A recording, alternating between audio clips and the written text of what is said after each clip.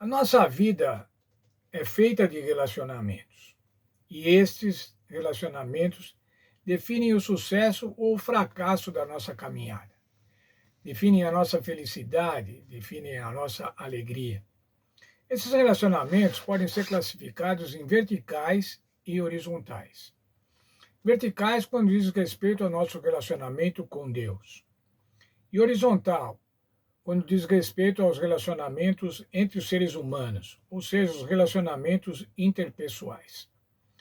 A Bíblia diz o que deve orientar essas interações.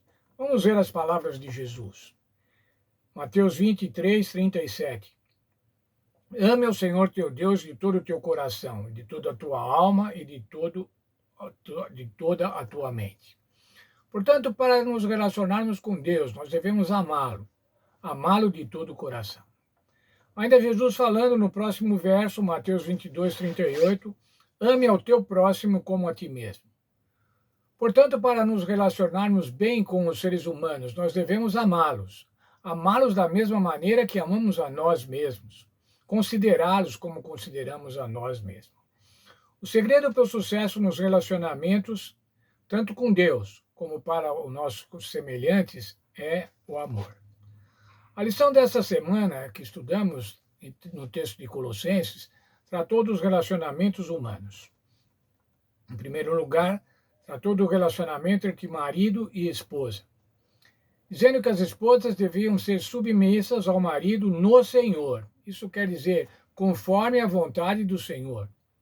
A vontade do marido nunca deve se colocar acima da vontade de Deus, e é dessa forma que as esposas devem ser tratadas, é dessa forma que as esposas devem considerar o marido.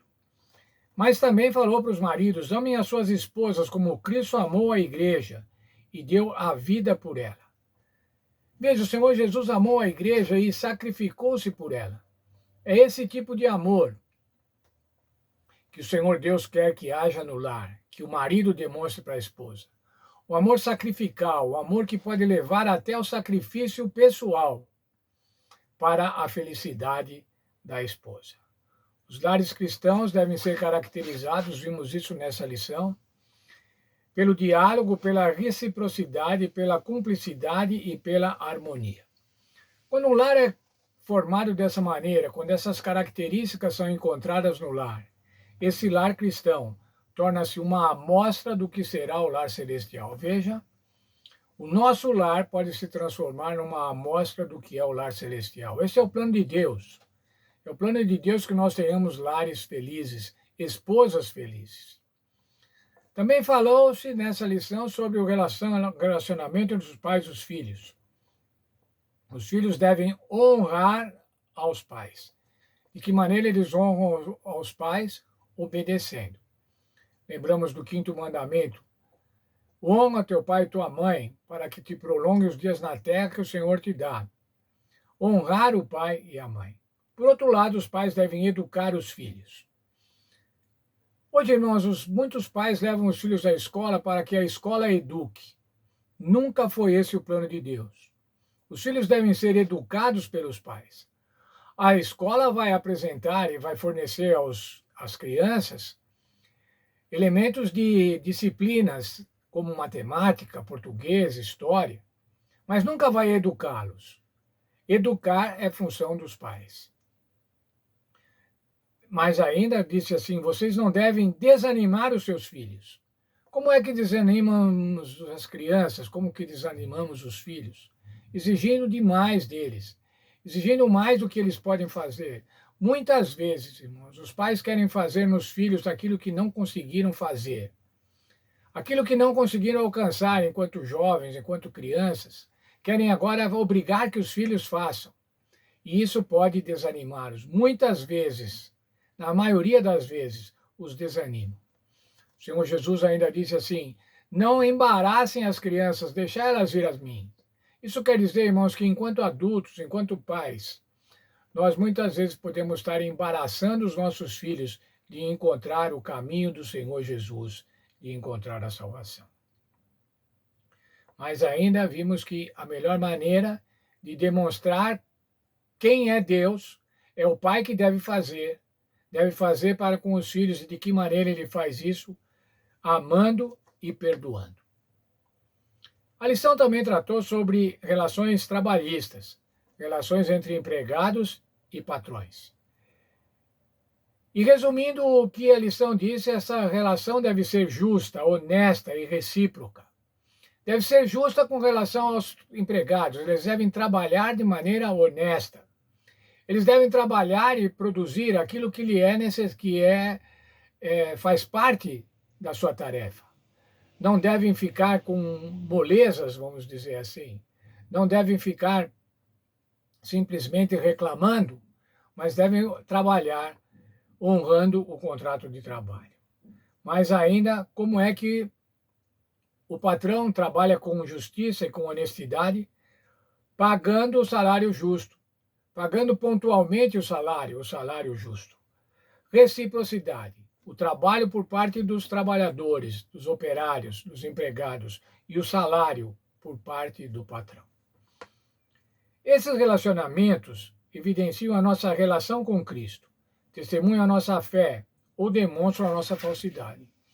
Nós que somos cristãos também estamos sujeitos aos mesmos relacionamentos. Relacionamento matrimonial, relacionamento de pais e filhos, relacionamentos trabalhistas. Como é que você é enquanto um crente empregado? Enquanto um empregado cristão? Ou como você é enquanto um patrão cristão? Você trata os seus empregados com justiça? Como você é um marido cristão? Você trata a sua mulher com o mesmo amor que Cristo tratou a igreja? Ou você muitas vezes é agressivo, grosseiro, ditatorial? Como você cuida dos seus filhos? Como você trata com os seus filhos? Da mesma maneira que Cristo trata com cada um de nós? Muitas vezes, irmãos, na maioria das vezes, eu diria mais, todas as vezes, os nossos relacionamentos demonstram, os nossos mais variados relacionamentos, demonstram nossa qualidade enquanto cristãos.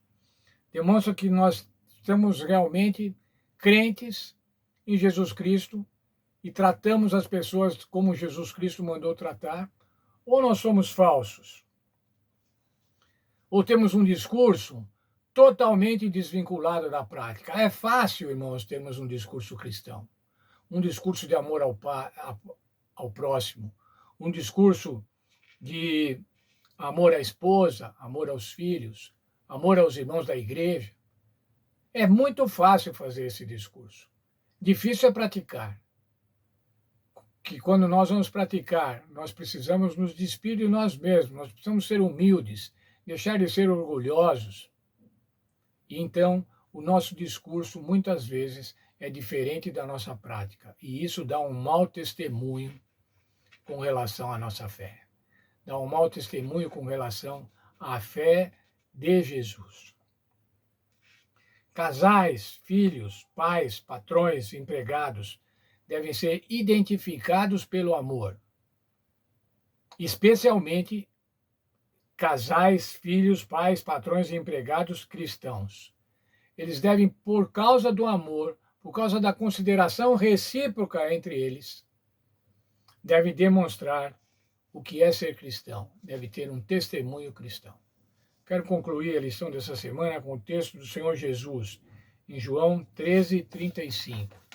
Eu estou lendo na Nova Versão Transformadora. Seu amor uns pelos outros provará ao mundo que são meus discípulos. O que é que vai provar para o mundo que nós somos discípulos de Jesus? O amor. Esse mesmo verso, noutra versão, diz assim: nisso conhecerão que sois meus discípulos, se tiverdes amor uns aos outros. Nisso todos conhecerão que vocês são meus discípulos, se tiverdes amor uns aos outros.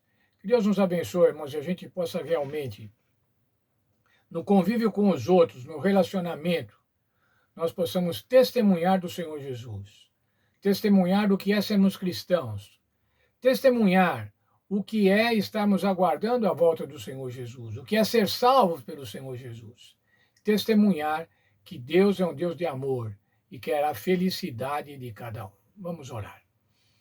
Muito obrigado, Senhor, pelo estudo que tivemos nessa semana. quando vimos a importância dos relacionamentos, os relacionamentos conjugais, no relacionamento entre pais e filhos, nos relacionamentos nas relações trabalhistas. Quando vimos que, demonstrando amor, nós vamos ser felizes nesses relacionamentos. Vimos também nessa lição sobre a oração, a necessidade da oração e o privilégio que temos de poder orar uns pelos outros. Nos abençoa, portanto, no estudo que tivemos, para que nós guardemos no coração esse estudo e os coloquemos em prática na nossa vida.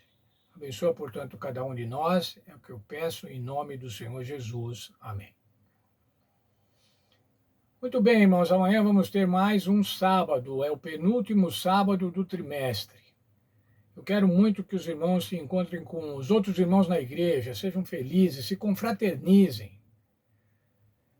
Participem das lições da Escola Sabatina, participem do estudo da lição da Escola Sabatina. E dessa forma, sejam felizes. Nós temos o sábado como o dia da alegria. O Senhor separou o sábado para que nós pudéssemos ter um encontro especial com Ele e um encontro especial também com cada um de nós. Que Deus nos abençoe os nossos relacionamentos. Dê um bom sábado, um sábado feliz. O sábado é o dia da alegria. Portanto, seja feliz.